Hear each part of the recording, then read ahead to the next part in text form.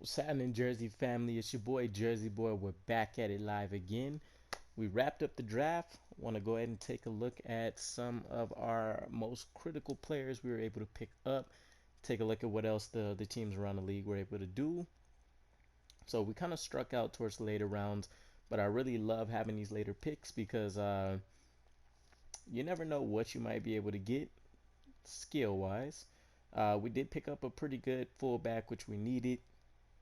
We tried to go for a quarterback. I went with the one that had the most ability to perform and build off of right now. So taking a look at him, he didn't have the best of traits. Wait, there we go. He didn't have the best of traits. All things considered, again, he was supposed to be an undrafted player.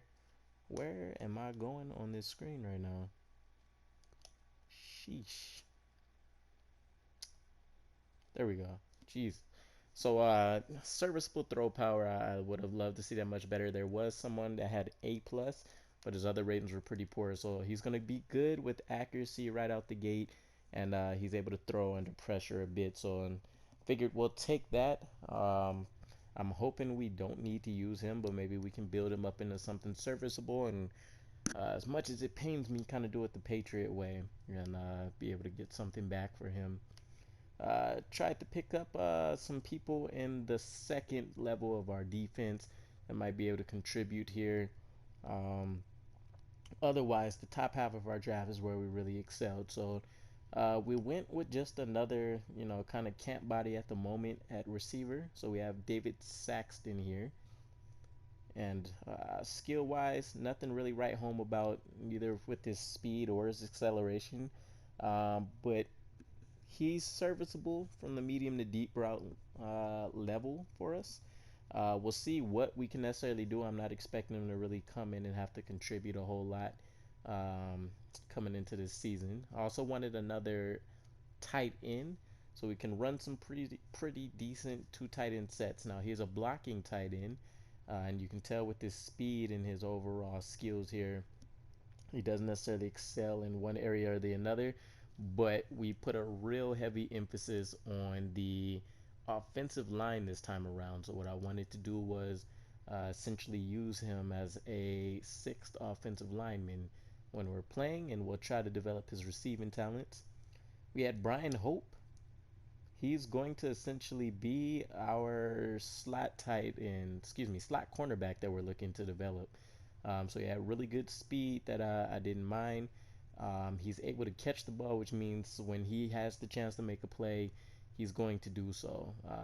Everything else, we will go ahead and work on developing over time. Gabe Roberson was the next offensive lineman that we selected with our second round pick. So we really needed an influx of talent here. I was hoping he paid off with a better overall skill set, but we finally have someone that's decent at pass blocking. I wish the strength was a few notches higher, um, and he can do what he needs to do in the run blocking game. So coming in, he's the 22nd ranked left tackle in the league, which I don't know. Madden might have to find a way to fix that because that's a little ridiculous. Although the state of the league and offensive linemen at this moment is terrible. And then we have my prized possession, who I've been kind of essentially fiending over since we got a chance to take a look at these players in week 3. The young Jack Barker, he's going to hold down the middle of our offensive line, and he comes in doing really, really well. 82 pass block. He has the technical prowess there as well with his power and finesse skills. I would have wanted to see the lead block maybe a few notches higher, and then of course that strength can be better. But you know what? I'm happy with what we got, and I'm hoping he holds down the fort for the foreseeable future, and that hidden development should help out quite a bit. So let's just take a look at any other outstanding players that got picked up. The Lions look like they had a pretty rough draft, and they were picking pretty high. So it's actually a bit surprising how many busts that there were as we were kind of going through. Anthony Streets there to the Packers. They also find Daquan McCoy. He was the left guard that I wanted We ended up settling on one much later in the fifth round, I believe. But they kind of swooped in right before our pick, and they ended up going with them. So should have made the trade. Panthers as well, having a pretty rough draft. Patriots, so our division rivals. We have a new defensive tackle coming in for them, and they already had spent quite a bit of money on the defensive line. As doesn't look like there's anybody right away we'll necessarily have to worry about, but high 60s seems to be like uh, average starter or starter level potential traits in this game. Anybody above a 70 is generally probably someone that's standing out. Uh, Raiders are able to find two, so they get a quarterback and a left in there. Rams, they get an outside linebacker. Everything else is hoping for development. Danny Lee. There were two or three really good linebackers in this class. Everyone else is they have quite a few flaws. They were able to find one in the middle of the defense as well. Tight end to the Redskins. Okay, trying to build some pass catchers around the young quarterbacks that they have there. DeAndre Johnson. I want to say he wasn't on the board by the time we were looking at our next left guard, but he would have been nice if so.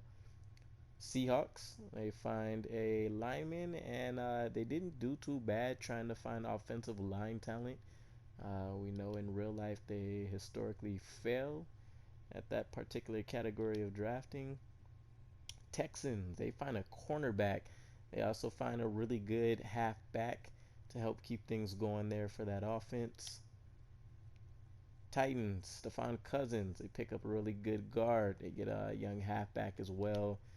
Try to use those new open rushing lanes.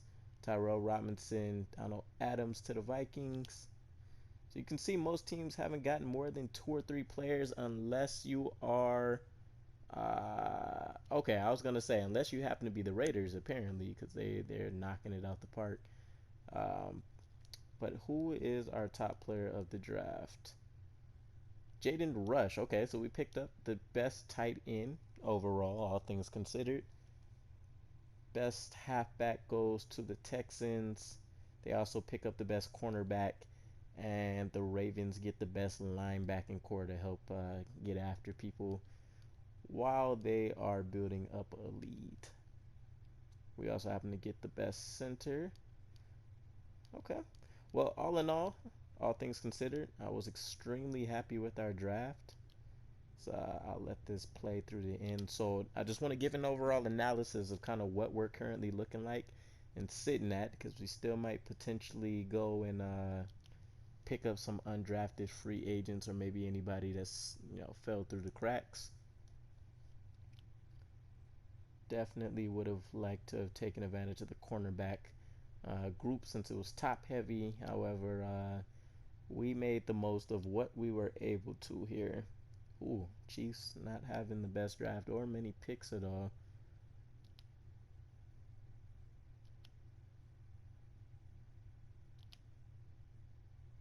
Oh, actually, taking a look at the Dolphins, they get a serviceable guard. Nothing else that really stands out, but we'll see how the preseason treats them. And I think we may overall have had the best draft. I don't know if we necessarily had the best offseason out of our division or even our conference. But I am extremely satisfied with the improvements that we were able to make. So we got three hopefully upper tier players, two serviceable, and then at least one that can develop into something in David Saxton, and hopefully we can find a role for any of these later players there. So taking a look at our roster, that means currently we are going into the season at quarterback with Sam Darnold still going. So this is our best effort we've been able to provide him. We still might use picks for a proven talent or two, as we have a lot coming up in the next season as well. And then we have the young Aaron Lyle that we just picked up to hopefully help. So taking a look, you can see it's definitely a steep fall off in talent If Sam Darnold does have to go down, so I might keep Lyle on the practice squad and do what we can. Not a whole lot of changes to the running back group. I couldn't really find anybody that I really loved in the draft after the first 2 rounds. But Le'Veon Bell's still leading the way for us, and he should have a lot more success this season. Elijah McGuire has the speed factor. Oh, I'm thinking of Trenton Cannon. Sorry, Trenton Cannon has the speed factor. Elijah McGuire is more so of our receiving threat out of the backfield. We have Joe Williams, Mike Boone, and then we tried to take a look at Howard Dillon as someone that might be able to come in and contribute a bit for us as we look to develop him. Spencer Miles comes in to hold down the fort there. Tyreek Hill, the new addition and number one receiver of our offense. We have Jamison Crowder still holding things down for us out of the slot position. And what I'm really looking forward to here is really having that number one. So this opens up a lot of things for us. He can also get off the line. Quincy Enunwa's still here. He should have a much better time in a number two role as opposed to his number one role last season. Eli Roger had some moments himself, but we finally have a very serviceable group, at least top three wise on the depth chart of players that should be able to make something happen. Still going to be looking for somebody with a better release heading into next season, but I won't complain about the changes to our roster here. So I'm thinking I'll go 4 deep, at least in terms of starting potential, and then I'll keep 2 young heads on the roster as chances to develop here and there. Chris Herndon's going to lead the way for us. Jaden Rush taking on that secondary tight end role on the line, hopefully making the most as a pseudo offensive lineman. Trayvon Wesco, Michael Roberts holding down the fort as backups. Gabe Roberson, the young rookie, is going to be our bookend of the future if we can make it happen. And then left guard wise, we are lacking in the depth chart there. So I have to make a move. And what I'm really considering doing is we are going to move Cody Whitehair over to that left guard position. That way we know any plays that we're running to the left side, we should have decent success. We also need to consider Cody Whitehair is franchise tag, so I need to do something with him, but that gives us a serviceable bookend. We have a strong left guard now there. He gets a small boost. Jack Barker to hold down the middle of the fort. Nico Siragusa on the right end. We also picked up the young Justin Jackson, and he didn't have quite the traits that I was looking for at all. Pure pass blocking, he's definitely much better in, but the run blocking, which is what I'm really looking for out of my guards, isn't where I want to see it. And then Edoga is still on the end. So we'll see what we can pick up during the preseason as players get cut. Hopefully, still make some improvements there. Leonard Williams on the line on the left end. Nathan Shepard had a very, very good season for himself. He actually led the team with 10 sacks. So we're looking to see steady improvement. And then Quentin Williams, the young rookie, holding down the middle of the fort for us. So all things considered, we have a pretty effective defensive line. Jordan Jenkins, contri- con- sorry guys, he's continuing his trend of increasing his sack production season after season. So I don't care how it's getting done, just the fact that it's getting done is what matters. So I wish we can get a few more developmental pieces here. We generally are looking for a power player on the left side, and none of those players really fit that description. Middle of the fort, C.J. Mosley, Avery Williamson still doing quite a bit of work. Blake Cashman, we're hoping to develop a bit, and then not much behind him. Jake Norris, the young addition there in the draft that we are hoping to stash and maybe see something out of during the preseason. Ja'Kai Polite, this is our finesse move linebacking position, and he is very serviceable there. Didn't really improve as much last season, so we'll see what happens. We have the young Robert Bannister behind him. Want to improve our secondary depth there as well in that linebacking core. And then we have Brian Poole, who's our main slot cornerback. Mackenzie Alexander is going to hold down the fort as basically our CB1. Perry Nickerson, another slot type receiver that I was hoping could potentially develop on the outside as well. We'll see how he handles the season. and then Brian Hope, who should be taking over for Brian Poole when he moves on. Blasan Austin, I wish he had the stats he'll probably have for 21, but I think we still might be able to do something with him. So we'll see what happens there. But that rounds out the cornerback core. Marcus May still holding down the free safety fort with the young Myron Boykin behind him. Um, we'll see what he can do. Definitely a much better zone coverage player. Don't care for his tackling much or anything, so we'll potentially see about having maybe our young pickup there in Brian Hope play some free safety. And then, of course, Jamal Adams holding down the strong safety for Obi Melanfonwu had a pretty decent season initially with us as a in a backup role. He played about 33 to 45% of the snaps for us. We didn't end up picking up a kicker or a punter, which we actually needed. That was a slip on me, but I don't mind trying to get somebody last minute.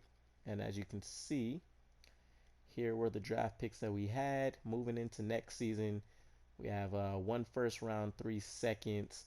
We used our third for Mackenzie Alexander, I believe, two fours, 3 5s, 2 6s, and a bunch of sevens. I love my later round picks. That way I can take shots at traits that I really like to see. They're from the combine or whatever we've been able to view. But with that said, let's go ahead and take a look at what our preseason schedule is going to look like. I'm not going to actually show the games on the next video. I'm just kind of looking to see how things worked out for us and show you guys who we may have picked up throughout that time. And our preseason schedule, we are facing the Titans for starters, Packers, Cowboys, and Chiefs. So we're facing some really good offenses. Derrick Henry was one of the better running backs in the league. The Packers had a pretty solid draft, and they're still rolling with Aaron Rodgers and that offense that they have. Cowboys, very, very good from top level starting talent to the depth that they have. And we will be ending the preseason having a very good matchup against Patrick Mahomes and seeing pretty much that's going to be our litmus test heading into the regular season to see how prepared we are going to be. So I'm really hyped for the preseason actually because it should be a really good test for us. I'm really excited to see what our offense is going to look like. I wanted to show you guys potentially what our offense was going to be. I'm going to do a little bit more deep diving into our roster, taking a look at what it is I want to do scheme wise. So please leave your suggestions as well and let me know what the best scheme we potentially can run based on some of the talent that you've seen for us on offense so far. Still going to keep our 3-4 defense. I'm just a 3-4 guy. It's been in my blood. It's been one of the better defenses we've run as a franchise. And with that said, guys, it's been real. Please like, comment, subscribe. I love you all. It's your boy, Jersey Boy. I'm out. Peace.